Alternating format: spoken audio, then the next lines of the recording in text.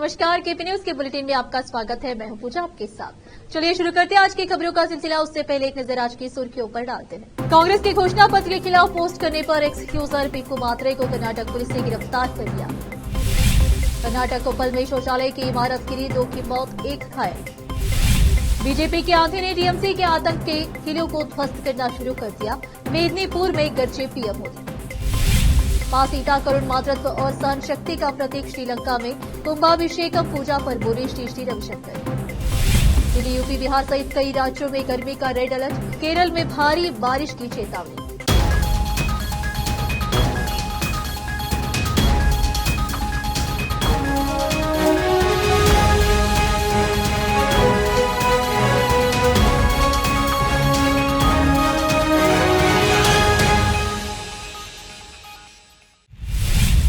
समाचारों का सिलसिला शुरू करते हुए देखते हैं समाचार विस्तार से।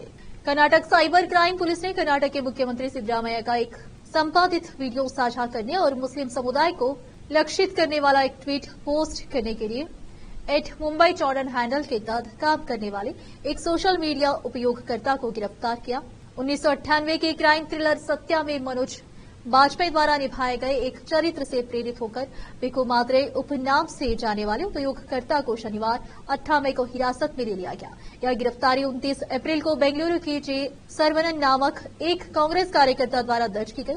शिकायत के बाद हुई शिकायत के अनुसार उपयोगकर्ता पीकू मात्रे ने अल्पसंख्यकों के लिए आरक्षण पर मुख्यमंत्री के बयान की एक संपादित क्लिप पोस्ट की और आपत्तिजनक टिप्पणियों के साथ पोस्ट किया। शिकायत में कहा गया है कि यह समुदायों के बीच दुश्मनी और नफरत भड़काने और कांग्रेस पार्टी की प्रतिष्ठा को धूमिल करने के लिए किया गया था।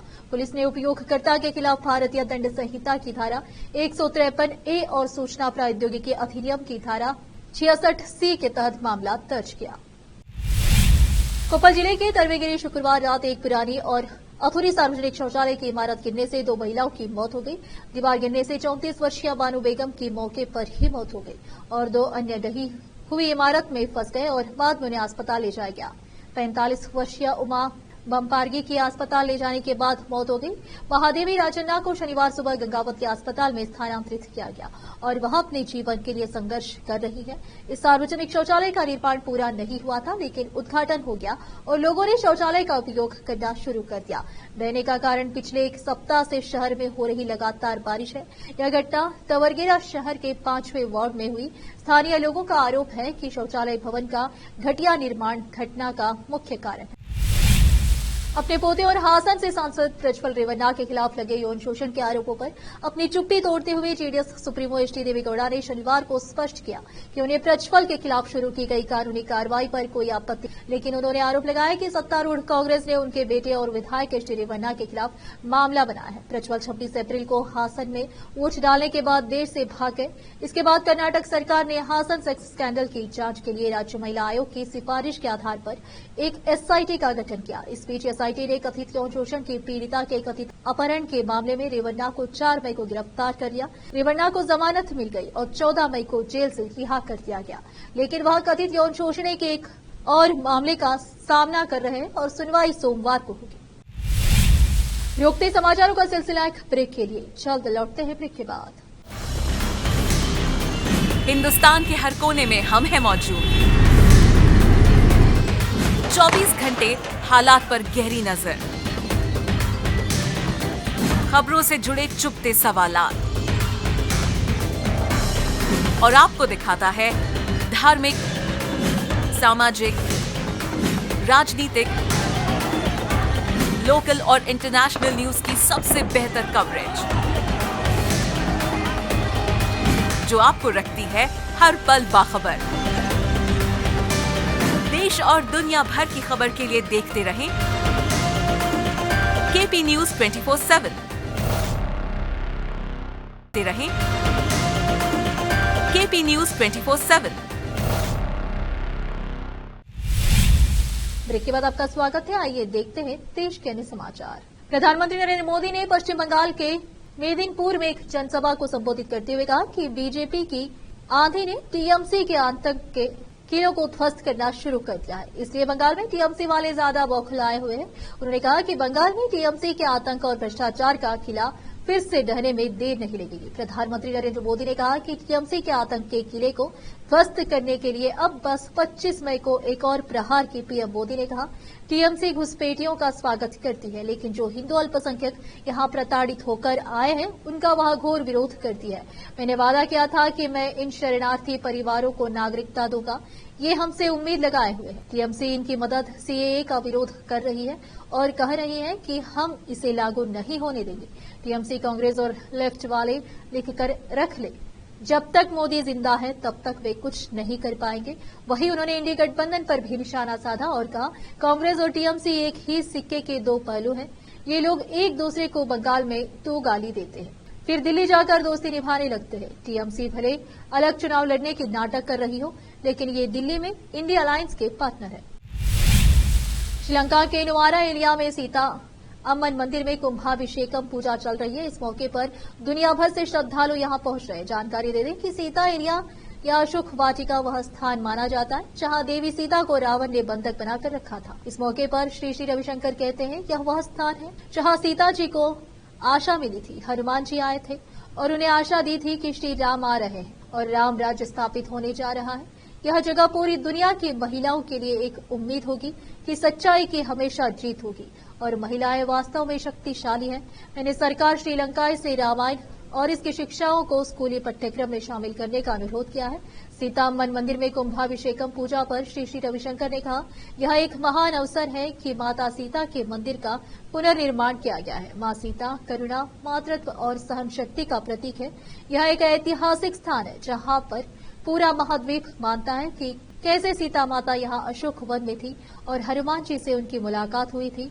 आज हमारे पास हनुमान जी की जन्मस्थली से सीता की जन्मभूमि, जनकपुरी से श्री राम की जन्मभूमि, अयोध्या से प्रसाद है। यह सभ्यताओं के बीच हमारे प्राचीन संबंध की पुनः पुष्टि करेगा। हमें उन मूल्यों को वापस लेने की जरूरत है जो खत्म हो रहे। राम राज्य का अर्थ है कि हम अपना जीवन प्रकृति के नियमों, सद्भाव, समृद्धि और खुशी के अनुसार जिए। भारत मौसम विज्ञान विभाग ने रविवार को कहा है कि फिलहाल भीषण गर्मी से राहत की कोई संभावना नहीं है। विभाग ने दिल्ली में रेड अलर्ट जारी करते हुए बताया कि यहां का तापमान 28 से 44 डिग्री सेल्सियस के बीच रह सकता है। आईएमडी के वरिष्ठ वैज्ञानिक नरेश कुमार ने कहा कि मौजूदा स्थिति अगले सप्ताह तक बनी रहेगी। उन्होंने कहा कि आमतौर पर मई को सबसे गर्म महीना माना जाता है। यदि उत्तर भारत में वर्षा की कोई गतिविधि नहीं होती है तो तापमान सामान्य रूप से 45 डिग्री सेल्सियस को पार कर जाता है। अनुमान है कि यह स्थिति अगले सप्ताह तक बनी रहेगी। नरेश कुमार ने आगे कहा कि यह स्थिति अगले 5 दिनों तक जारी रहेगी। हमने राजस्थान, पंजाब और हरियाणा में रेड अलर्ट जारी किया है। अगले 3 से 4 दिनों तक यूपी में हीट वेव की स्थिति बनी रहेगी। हमने कुछ राज्यों के लिए ऑरेंज अलर्ट भी जारी किया है। भारत मौसम विज्ञान विभाग ने शनिवार को कहा था कि राजस्थान, उत्तर प्रदेश और गुजरात के कुछ हिस्सों में 45 डिग्री सेल्सियस से अधिक तापमान दर्ज किया गया। आईएमडी ने कहा कि राजस्थान के बाड़मेर में पारा 46.9 डिग्री सेल्सियस तक पहुंच गया। उत्तर प्रदेश के कानपुर में भी तापमान 46.9 डिग्री सेल्सियस दर्ज किया गया। तो वहीं गुजरात के सुरेंद्रनगर और दिशा में भी शनिवार को तापमान 45 से 45.5 डिग्री सेल्सियस के बीच दर्ज किया गया। दिल्ली सरकार में मंत्री और आम आदमी पार्टी के सीनियर नेता गोपाल राय ने बीजेपी और प्रधानमंत्री मोदी पर बड़ा आरोप लगाते हुए कहा कि ये लोग जेल और बेल का खेल खेल रहे, मुद्दों से लोगों का ध्यान भटका रहे। इसी के विरोध में आम आदमी पार्टी के कार्यकर्ता बीजेपी दफ्तर पर अपनी गिरफ्तारी देने पहुंचे थे।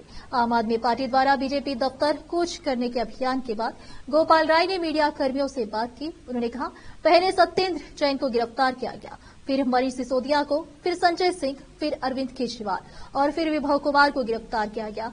अब कल से चला रहे हैं कि राघव चड्डा आ गए हैं वापस, उन्हें गिरफ्तार करेंगे। अतिशी को गिरफ्तार करेंगे, सौरभ भारद्वाज को गिरफ्तार करेंगे। गोपाल राय ने कहा कि इस क्रम में आम आदमी पार्टी ने यह फैसला लिया था कि आप रोजाना जो असली मुद्दों से लोगों का ध्यान भटका रहे हैं, उससे अच्छा है एक ही बार सभी नेताओं को गिरफ्तार कर लो, लेकिन चुनाव में मुद्दों की तो बात करो। गोपाल राय ने कहा कि मुख्यमंत्री जी ने कल ही एक प्रेस कॉन्फ्रेंस करके बीजेपी मुख्यालय कूच करने का समय दिया था।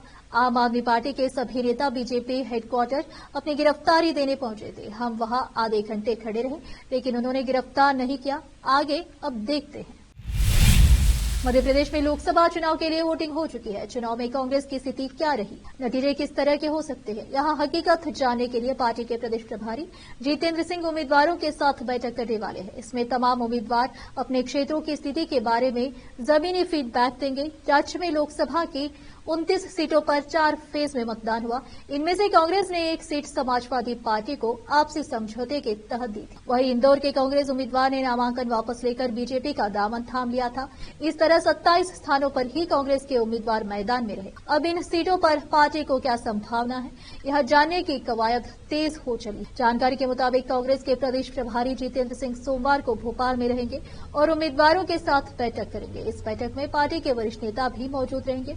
प्रदेश में हुए लोकसभा चुनाव के दौरान कांग्रेस ने प्रचार में अपनी पूरी ताकत झोंकी थी और राहुल गांधी से लेकर प्रियंका गांधी और पार्टी अध्यक्ष मल्लिकार्जुन खड़गे के दौरे हुए। वहीं पार्टी के प्रदेश अध्यक्ष जीतू पटवारी विधानसभा में, नेता प्रतिपक्ष उमंग सिंघार के अलावा पूर्व केंद्रीय मंत्री अरुण यादव, राज्यसभा सदस्य विवेक तनखा पूरी तरह सक्रिय रहे। पूर्व मुख्यमंत्री कमलनाथ ने छिंदवाड़ा के अलावा कुछ स्थानों पर सभाएं की और दिग्विजय सिंह ने भी तीसरे चरण के चुनाव के बाद निमांड मालवा में सक्रियता दिखाई। इजरायली सेना ने मध्य गाजा में भीषण हवाई हमला किया है। इस हमले में 20 लोग मारे गए, जिनमें ज्यादातर महिलाएं और बच्चे थे। इस बीच हमास के साथ युद्ध समाप्त होने के बाद गाजा पर शासन यानी शासन किसे करना चाहिए को लेकर इजरायल के नेताओं में मतभेद के सामने आने के बाद रविवार को पूरे उत्तर में लड़ाई भड़क गई। यह युद्ध फिलहाल 8वें महीने में प्रवेश कर चुका है। इजरायल के प्रधानमंत्री बेंजामिन नेतन्याहू को अपने ही मंत्रिमंडल की आलोचना का सामना करना पड़ रहा है। इजरायल के 3 सदस्यीय युद्ध कैबिनेट के सदस्य बेनी गैंटेज ने धमकी दी है कि युद्ध के बाद गाजा में एक अंतर्राष्ट्रीय प्रशासन को समाहित करने वाली कोई नई योजना 8 जून तक तैयार नहीं की गई तो वह सरकार छोड़ देंगे। अमेरिका के राष्ट्रीय सुरक्षा सलाहकार जेक सुलिवन रविवार को इजरायल के बड़े नेताओं से मुलाकात कर सकते, जिसमें सऊदी अरब द्वारा इजरायल को मान्यता देने और अंततः देश का दर्जा प्राप्त करने के बदले गाजा पर शासन करने में फलस्तीनी प्राधिकरण की मदद करने की एक महत्वाकांक्षी अमेरिकी योजना पर चर्चा की जाएगी। फलस्तीन को देश का दर्जा देने के विरोधी नेतन्याहू ने इन प्रस्तावों को खारिज कर दिया और कहा कि गाजा पर इजरायल सुरक्षा नियंत्रण स्थापित करेगा और पश्चिमी देशों से समर्थित फलस्तीनी प्राधिकरण और हमास से नहीं जुड़े स्थानीय लोगों के साथ साझेदारी करेगा। फिर से एक नजर सुर्खियों पर। कांग्रेस के घोषणा पत्र के खिलाफ पोस्ट करने पर एक्स यूजर पीकू मात्रे को कर्नाटक पुलिस ने गिरफ्तार कर लिया। कर्नाटक कोप्पल में शौचालय की इमारत गिरी, 2 की मौत, 1 घायल। बीजेपी के आंधी ने टीएमसी के आतंक के किलों को ध्वस्त करना शुरू कर दिया। मेदिनीपुर में गरजे पीएम मोदी। मां सीता करुण मातृत्व और सहन शक्ति का प्रतीक श्रीलंका में कुंभाभिषेकम पूजा पर बोले श्री रविशंकर। दिल्ली, यूपी, बिहार सहित कई राज्यों में गर्मी का रेड अलर्ट, केरल में भारी बारिश की चेतावनी।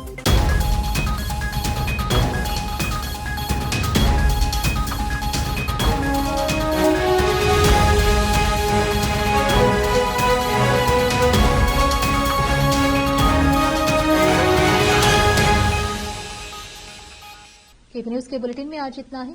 देखते रहिए हमारा चैनल केपी न्यूज 24/7। धन्यवाद।